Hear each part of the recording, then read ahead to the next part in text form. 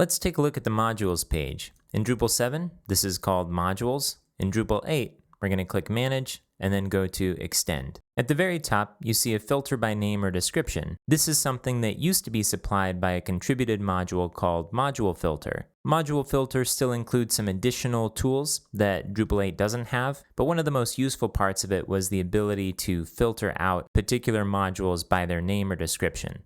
So what we'll do here is go module by module and talk about what's changed between Drupal 7 and Drupal 8. I'm going to expand the Drupal 8 screen a little bit so we get the description here to the side.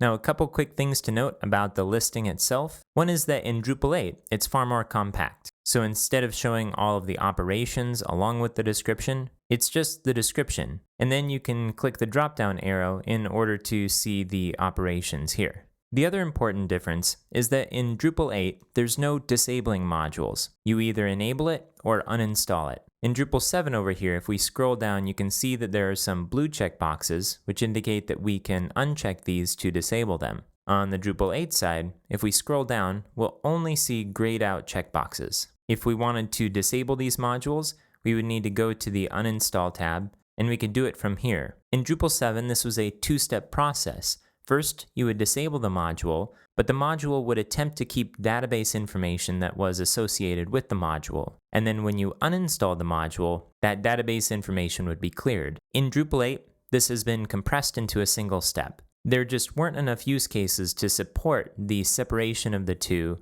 and there were problems that would arise from having disabled modules that still had data in the database. So the process now is more straightforward for new users and runs a smaller risk of something wonky happening. I'm going to go back to the listing page, and I'll scroll up to the top on both pages.